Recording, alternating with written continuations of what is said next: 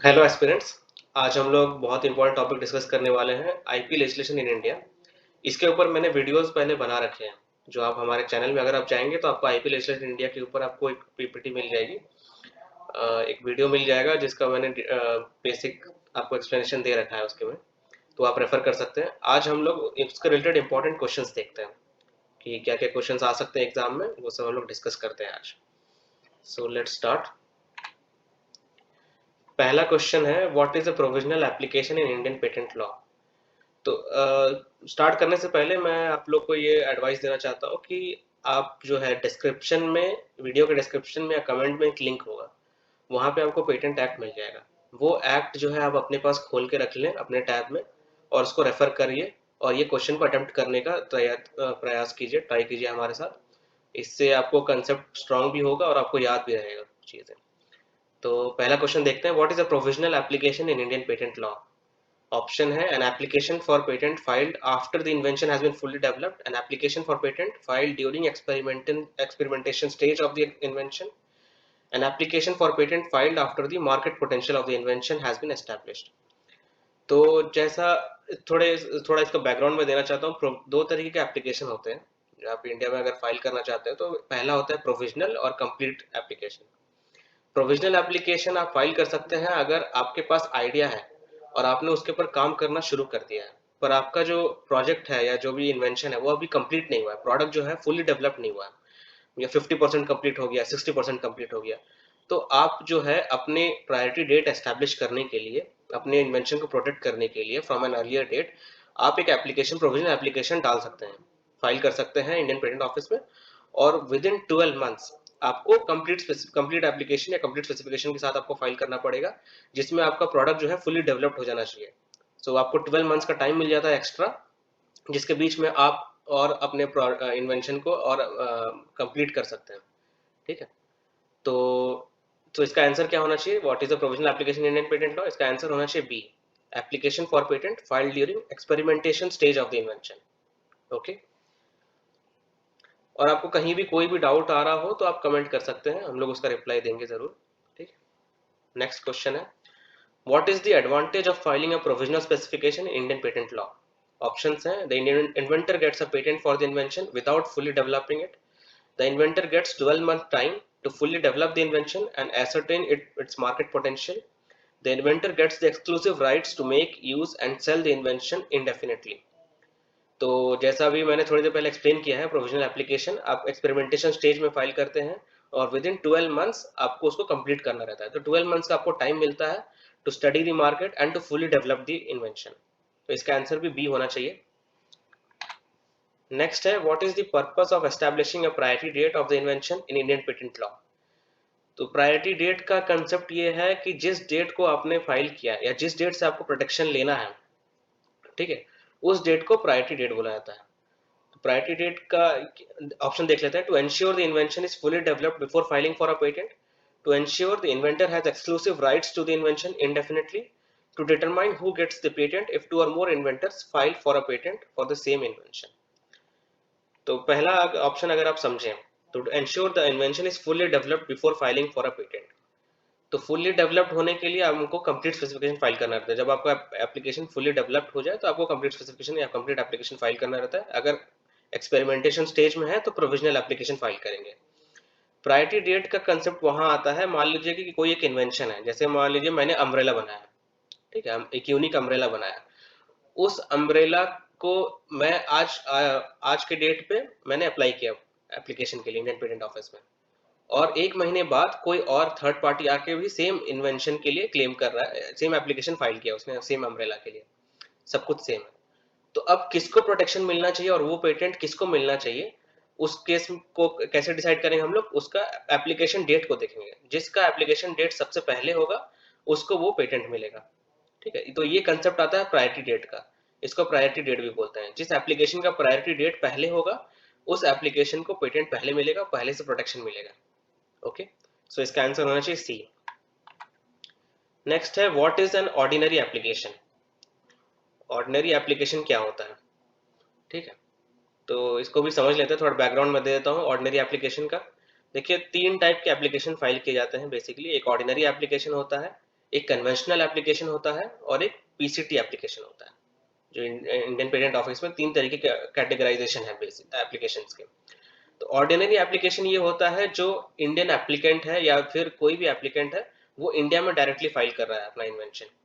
ठीक है, किसी और कंट्री में कहीं भी अप्लाई नहीं किया है, फर्स्ट फर्स्ट वो डायरेक्ट अपने इंडियन पेटेंट ऑफिस में फाइल कर रहा है, और जिस डेट को फाइल कर रहा है उसी डेट से उसकी प्रायोरिटी चलेगी। उसकी पहले से कोई प्रायोरिटी नहीं है, उसने जो प्रायोरिटी डेट है पहले किसी एप्लीकेशन से क्लेम नहीं कर रखी है, लिंक नहीं कर रखी है किसी पहले एप्लीकेशन से। ओके।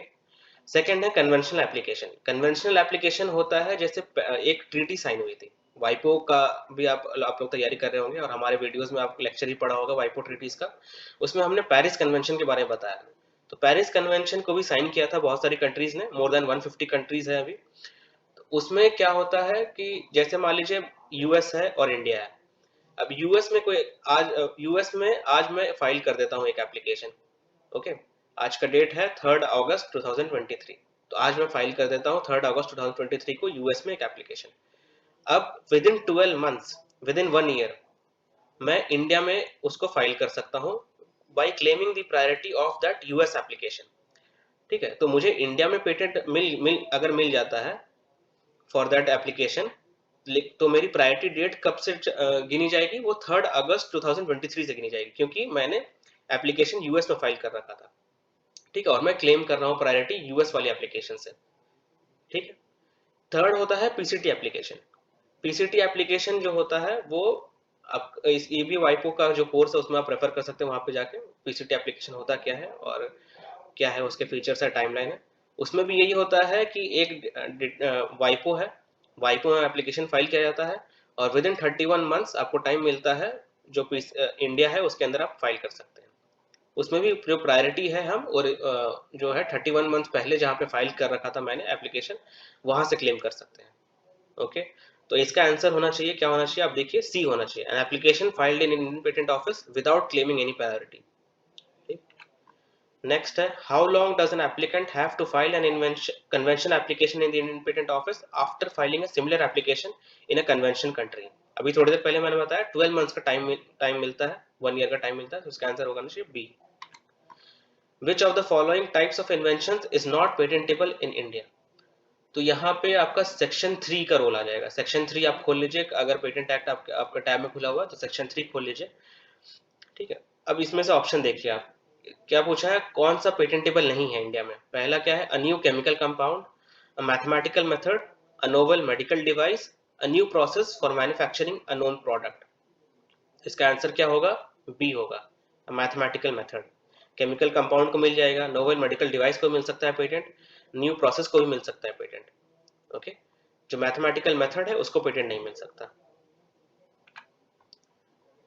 नेक्स्ट है, what is the time limit for filing a national phase application in India after making an international application according to PCT?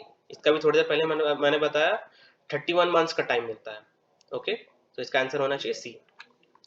Which of the following inventions would be considered frivolous and therefore not patentable in India?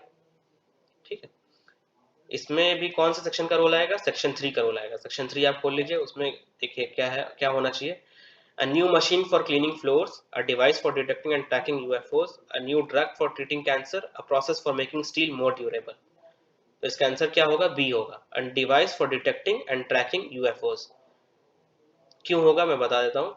UFO जो होता है, UFO है नहीं, basically establish ही नहीं किया गया कि UFO exist करती है, ऐसा अभी तक माना नहीं गया। ओके। ये एक एजम्पशन है कि यूएफओ एग्जिस्ट कर रहा है, इसका कोई डेफिनेटिव प्रूफ नहीं है हमारे पास। तो उस जो चीज एग्जिस्ट ही नहीं कर रही है, जिसका कोई प्रूफ नहीं है, उसके लिए मैं अगर डिवाइस बना दूं कि डिटेक्ट कर सके, उसको ट्रैक कर सके, तो ये तो फ्रिवोलस हो गया, फ्रिवोलस मैटर आ गया। तो ये section 3, under section 3 it is not patentable in India. Next है, which of the following is not a reason why an invention may be patentable in India? यहाँ भी सेक्शन 3 का गेम आ गया है। It is a contrary to public order on morality. अच्छा, question इसमें देखिए क्या पूछा है, नॉट अ रीजन। किस रीजन, कौन सा ऐसा रीजन है जिससे आप रिफ्यूज नहीं कर सकते, आपको पेटेंट देना पड़ेगा उसको। ठीक है, इसमें सेक्शन 3 में कई सारे हैं, जैसे it is contrary to public order on morality, ये भी सेक्शन 3 के अंडर पेटेंट नहीं मिल सकता इसको। It is a method of playing a game, इसका ही मैंने बता रखा है कोर्स में, method of playing a game को भी नहीं मिलेगा patent. It is a new form of a substance that enhances its efficacy. इस ऑप्शन बाद में आता है।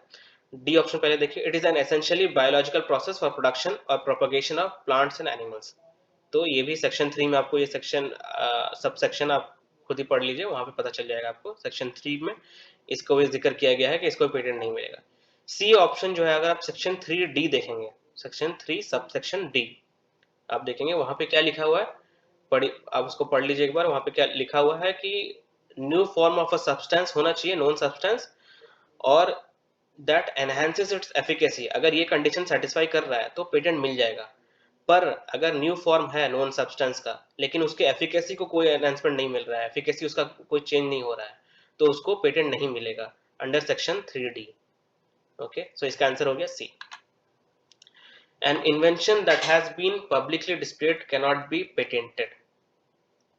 ठीक है, इसका मैं आपको बता देना चाहता हूँ, इसमें जो सेक्शन जो आएगा, मैंने अपने साइड में भी खोल रखा है इंडियन पेटेंट एक्ट, ये देखिए। अब इसमें अगर मैं सेक्शन पे जाऊं, एंटीसिपेशन बाय पब्लिक डिस्प्ले, ये section 31 of Indian patent act.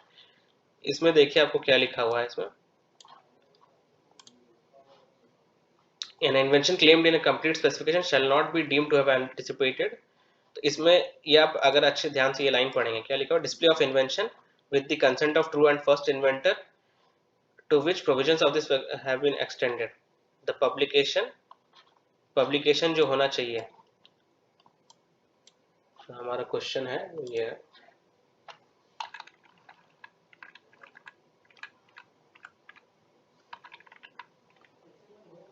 अच्छा ये आप सेक्शन 31 अगर आप देखेंगे अपने साइड में, an invention that has been, तो क्वेश्चन है हमारे पास, an invention that has been publicly displayed can not be patented. ठीक है, तो अगर आप सेक्शन 31 अगर आप देखेंगे अपने साइड में पेटेंट एक्ट का, तो उसमें ये इसके बारे में इंफॉर्मेशन दिया हुआ है। उसमें ये लाइन लिखा हुआ है कि इन्वेंशन अगर पब्लिकली डिस्प्ले किया गया है with in a close group of society, okay, या फिर जहाँ पे भी किया गया है वहाँ पे नॉलेज शेयरिंग प्लेटफॉर्म है अगर, ठीक है, अपने मेंबर्स के साथ शेयर कर रहे हैं आप, नॉलेज शेयरिंग प्लेटफॉर्म है, पब्लिकली डिस्प्ले किया गया है, तो आपको 1 ईयर का 12 मंथ्स का टाइम मिलता है। जिस डेट को, जैसे मान लीजिए मैंने आज अपने पीयर ग्रुप में डिस्प्ले कर दिया अपना इन्वेंशन, ओके, जैसे मेरा कॉलेज है मान लीजिए, और team of professors and students है, मैंने एक इन्वेंशन पे काम किया, प्रोडक्ट बनाया मैंने, और मैं क्या करूँ आज पब्लिकली उसको डिस्प्ले कर दूँ अपने जो स्टूडेंट्स हैं मेरे अंडर, जो लोग पीएचडी कर रहे हैं और मेरे कलीग्स हैं, उनके सामने मैं उनके आइडियाज़ को या नॉलेज शेयरिंग के लिए मैंने अपना इन्वेंशन को पब्लिकली डिस्प्ले कर दिया। ठीक है, और मैं अगर 2 महीने बाद पेटेंट फाइल करूँ, तो मुझे इस बेसिस पे रिफ्यूज़ल नहीं मिल सकता है कि मैंने अपने कलीग्स के साथ या स्टूडेंट्स के साथ वो इन्वेंशन को शेयर किया, डिस्प्ले किया उनके सामने इन्वेंशन को।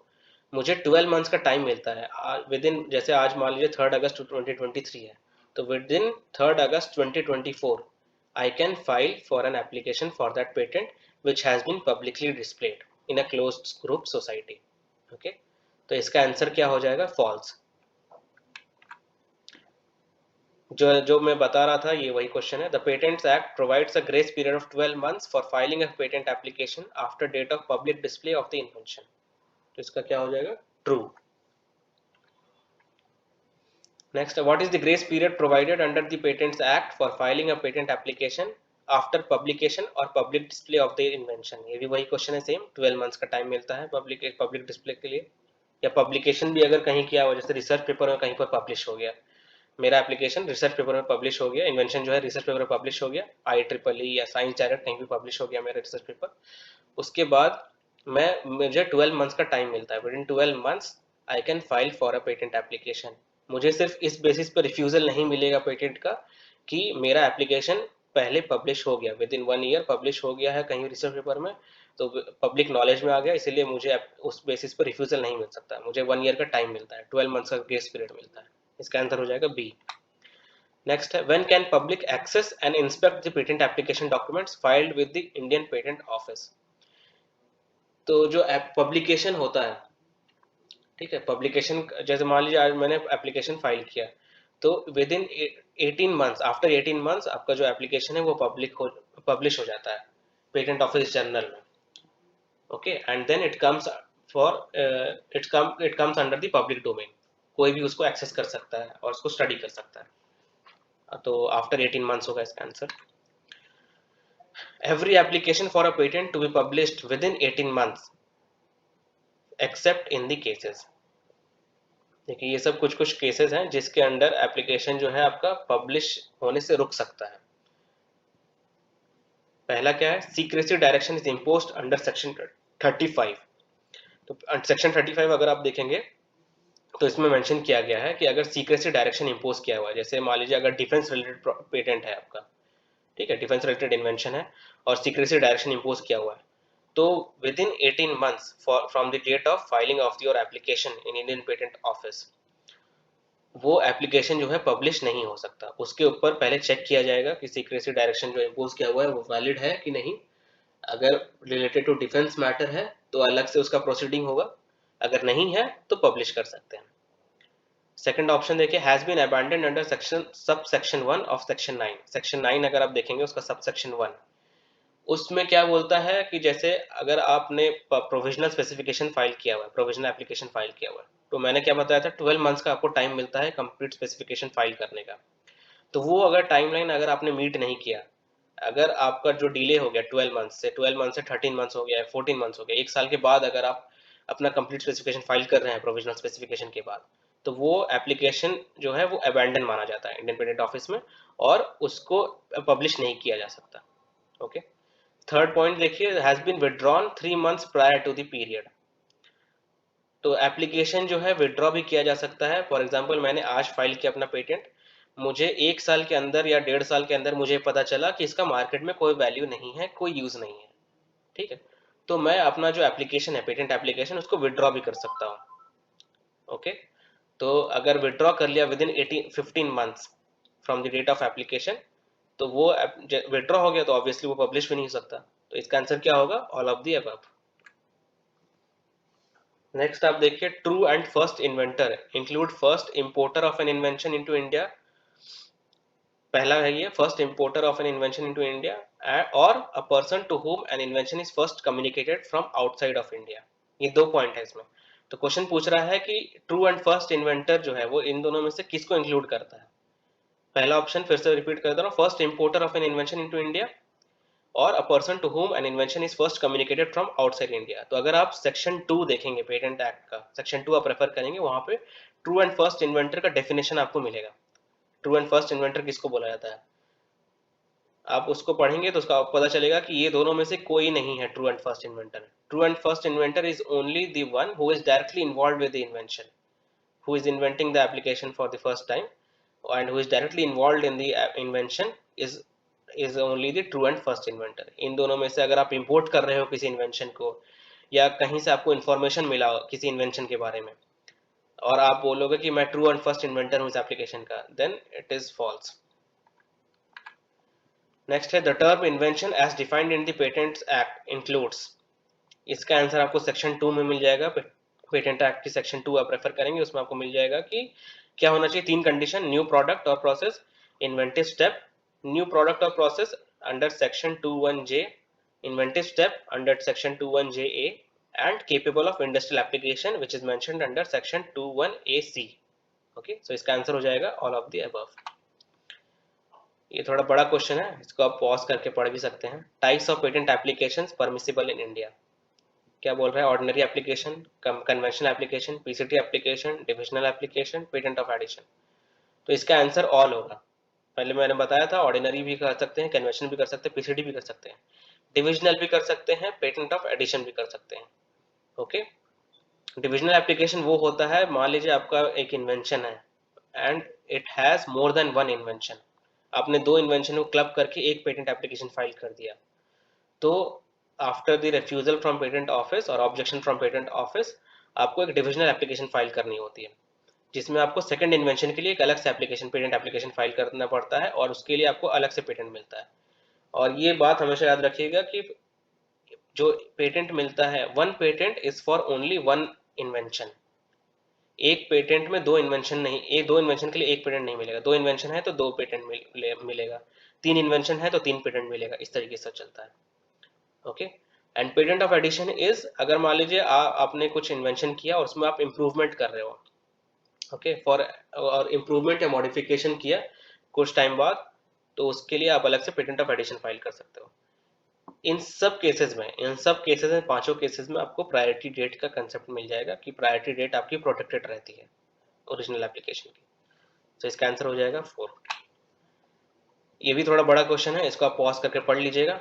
मैं डायरेक्ट लिस्ट 1 लिस्ट 2 के बारे में देखता हूँ। इन्वेंटेड स्टेबिलाईजर एक ब्रीफ में बता देता हूँ। इसमें आपको पता करना है कि कौन से इन्वेंशन, मतलब कौन से चीज के लिए कौन सा एक्ट वैलिड है। लिस्ट 1 में और लिस्ट 2 में एक्ट दिए गए हैं। लिस्ट 1 में क्या बोला गया है? पहला है इन्वेंटेड स्टेबिलाईजर। इन्वेंटेड स्टेबिलाईजर, जैसा कि वर्ड आगे इन्वेंटेड, इन्वेंशन है, तो आपको पेटेंट एक्ट इसके ऊपर लागू होगा।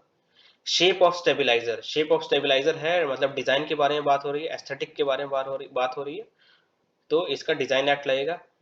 थर्ड है पैशन। पैशन क्या है? इसका नाम दिया गया था पैशन, तो नाम के लिए प्रोटेक्शन के लिए हम लोग ट्रेडमार्क लेते हैं, तो ट्रेडमार्क एक्ट वैलिड होगा। फोर्थ है ऑपरेटिंग मैनुअल। ऑपरेटिंग मैनुअल एक जो है आपको बुक की तरीके से हो गया, कैसे उसको आपको मशीन को हैंडल करना है, तो वो उसके ऊपर आपको कॉपीराइट एक्ट लगेगा। ओके, ऑप्शन आप इसमें देख लीजिए कौन सा ऑप्शन सेटिस्फाई कर रहा है। ये भी अच्छा क्वेश्चन है। Miss Manisha wishes to file a patent application in India, but she came to know some of the inventions are not patentable. Okay, list 1 में ये सब आपको इन्वेंशन दिए गए हैं। लिस्ट 2 में आपको मैच करना है कौन सा सब सेक्शन इसमें लगेगा, सेक्शन 3 का। Method of cultivating rose flower, ये मेथड ऑफ एग्रीकल्चर वाला आ गया, ठीक है। Method of treating brain tumour, bucket fitted with torch, third है। ये क्या आ गया आपका? रीअरेंजमेंट में आ जाएगा, bucket fitted with torch. Okay, four है solution of sugar and salt, ये आपका आ जाएगा एडमिक्सचर वाला, ठीक है। तो आप सेक्शन 3 खोलिए, सेक्शन 3 सब सेक्शन पढ़िए और इसमें आप इससे मैच करा सकते हैं। ओके, आप आंसर कमेंट कर सकते हैं इसका। नेक्स्ट है compulsory licences for patents are granted as.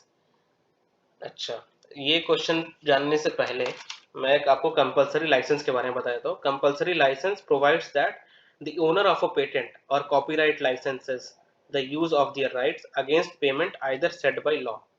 Okay, तो ये होता है स्टैट्यूटरी, बाय लॉ। स्टैट्यूटरी का मतलब हो गया बाय लॉ। इसके बारे में आपको act, it is defined under patents act, so it is statutory. Section 84 deals with the application to grant compulsory licence. Section 84 बताता है कि after expiration of 3 years from date of grant, any person may make an application for grant of compulsory licence. Okay, तो इसका answer हो जाएगा 3 years after grant of patent. Revocation of patent in public interest can be done by, तो इसमें जो revocation में जो लगेगा, रिवोकेशन इन पब्लिक इंटरेस्ट, इसमें लगेगा आपका सेक्शन 66 पेटेंट्स एक्ट का। अगर आप सेक्शन 66 देखेंगे तो उसमें लिखा हुआ है कि पब्लिक इंटरेस्ट में अगर रिवोकेशन का मतलब पेटेंट को रिवोक किया गया है, पेटेंट को कैंसिल किया गया, तो वो कौन कर सकता है? सेंट्रल गवर्नमेंट कर सकती है in public interest. It is defined under section 66 of patents act. Next है any person interested may make an application to the controller for grant of compulsory licence on patents on any of the following grants. तो जो ground दिया गया है revocation, जो grant of compulsory licence का, वो कोई भी अप्लाई कर सकता है, इंटरेस्टेड पर्सन अप्लाई कर सकता है, एप्लीकेशन फाइल कर सकता है for grant of compulsory licence. और इसका जो ग्राउंड्स है वो सेक्शन 84(1) में आपको मिल जाएगा, तो इसका आंसर है डी, आप उसको रेफर कर सकते हैं। Section 85 says revocation of patents by controller for non-working central government or any person interested may apply after expiration of 2 years from date of order granting the first compulsory license applied to the controller for an order revoking the patent on the ground. Section 85 अगर आप देखेंगे पढ़ेंगे उसमें ये दोनों ground mention किया गया है। ओके, तो इसका आंसर हो जाएगा both. Powers of central government to use invention for purpose of government are given by section, इसका आंसर हो जाएगा 100। सेक्शन 100, आप सेक्शन 100 में बताता है कि सेंट्रल गवर्नमेंट के पास पावर है आपका जो इन्वेंशन है, आपका जो आपने इन्वेंट किया है उसको गवर्नमेंट के पर्पस के लिए यूज किया जा सकता है। This is defined under section 100। Essence of invention is determined by courts using doctrine of, option है colourable legislation, mischief, infringement and pith and marrow of invention. Colourable legislation क्या होता है? It bans doing things indirectly which has been prohibited doing things directly. Okay. अगर किसी चीज को directly करने के लिए मना किया गया है कहीं लॉ में, और अगर आप इनडायरेक्टली उस चीज को करते हो, तो ये भी बैंड है। This is the definition of colourable legislation. तो ये एसेंस ऑफ इन्वेंशन के लिए तो नहीं यूज किया जाता है, डॉक्ट्रिन ऑफ मिसचीफ भी नहीं है, डॉक्ट्रिन ऑफ इन्फ्रिंजमेंट भी नहीं है। इसका आंसर है D, pith and marrow of invention. Pith and marrow के बारे में बताता हूँ। It addresses the issue of patent claims, core essential elements and how they relate to claims of infringement. जो आपने फाइल किया, आपका जो क्लेम्स के कोर को अच्छे से पढ़ा जाता है, एसेंशियल एलिमेंट्स को देखा जाता है, और आपके जो क्लेम्स हैं, how they relate to infringement, how do they relate to claims of infringement. तो इसका आंसर ऑब्वियसली होगा pith and marrow of invention. Doctrine of pith and marrow of invention use किया जाता है बाय द कोर्ट्स। नेक्स्ट है Budapest treaty provides for deposit of microorganism with. इसके बारे में भी वाइको वाले जो वीडियो है उसमें आपको पता चल जाएगा। इसका आंसर है सी, इंटरनेशनल डिपॉजिटरी अथॉरिटी। वहां पे डिपॉजिट करने को बोला जाता है अंडर बुडापेस्ट ट्रीटी। तो ये क्वेश्चन देखिए, इसमें क्या बोला गया है। Marco files patent application in Colombia on 9 January 2021, और उसके बाद वो पीसीटी एप्लीकेशन फाइल करता है on 9 January 2022। Marco is interested to file a national phase patent application in India. The deadline to file in India would be. Video के starting में मैंने बताया था पीसीटी एप्लीकेशन के लिए जो डेडलाइन है वो 31 मंथ्स का है। ओके, तो 31 months from the priority date, तो इसमें प्रायोरिटी डेट जो है वो है 9 जनवरी 2021। इससे आप 31 मंथ्स कैलकुलेट करेंगे तो 24 मंथ्स, 2 साल हो गया। तो 9 जनवरी 2023, उसके बाद 7 महीने और, अगस्त, 9 अगस्त 2023। तो इसका आंसर हो जाएगा 9 अगस्त 2023। तो जो 31 मंथ्स हम लोग देखते हैं प्रायोरिटी डेट से देखते हैं पीसीटी एप्लीकेशन के लिए। नेक्स्ट है इन्वेंटिव स्टेप मीन्स। इसका आपको सेक्शन 2 में आपको इसका आंसर मिल जाएगा। क्या क्या होता है। टेक्निकल एडवांसमेंट होना चाहिए, इकोनॉमिक सिग्निफिकेंस होना चाहिए, and invention not obvious to a person skilled in the art.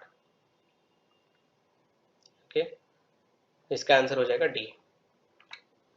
Capable of industrial application, इसका भी आपको 21 सेक्शन 21 AC में आपको इसका आंसर मिल जाएगा। दोनों होता है, invention is capable of being made in an industry and also being used in an industry. Capable of being made and used in an industry. इसका आंसर हो जाएगा D, both A and B. Next है which section of patents act says inventions related to atomic energy not patentable. Section 4 होगा इसका answer. Which one of the following is not an intellectual property law. Design act है, patent act है, trademark act भी है, custom act intellectual property law में नहीं आता है। Following persons are entitled to apply for patents: a person claiming to be first inventor of the invention, a legal representative of the first inventor of invention if he is deceased, any person who is the assignee of the first inventor of invention। तो ये तीनों cases हैं, ये तीनों cases में आप entitled है, patent apply कर सकते हैं। इसका आंसर हो जाएगा डी।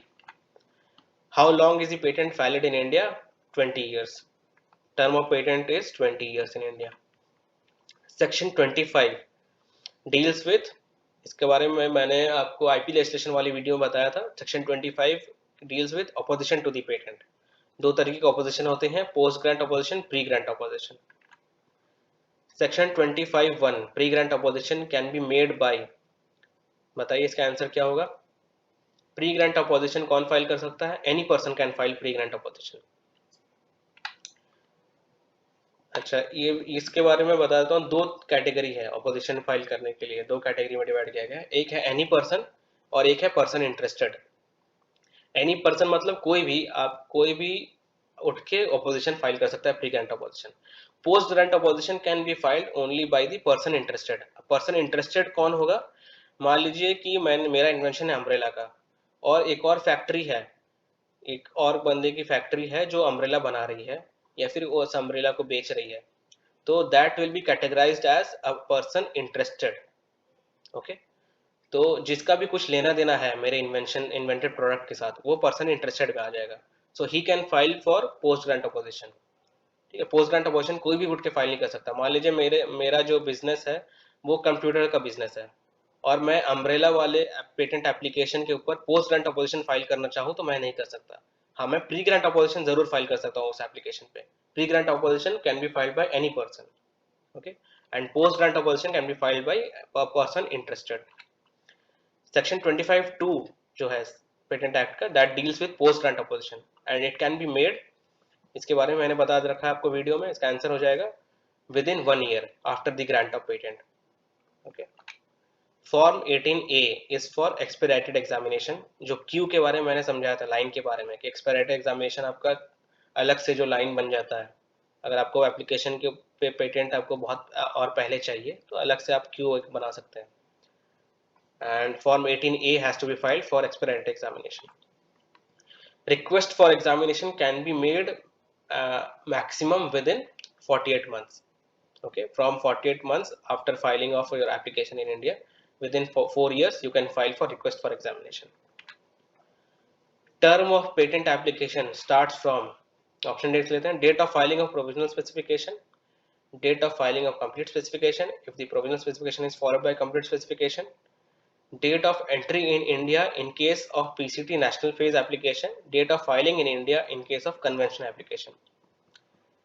ऑप्शन बी देखते हैं पहले, date of filing of complete specification जो है, अगर एक प्रोविजनल स्पेसिफिकेशन फाइल करता है और उसके बाद with in 12 months complete specification file कर देता है, जो टर्म ऑफ पेटेंट एप्लीकेशन है वो कब से स्टार्ट होगा? From the date of filing of provisional specification, not from the date of filing of complete specification. जो प्रोविजनल स्पेसिफिकेशन जो फाइल कर रहा है उस डेट से आपको स्टार्ट होगा।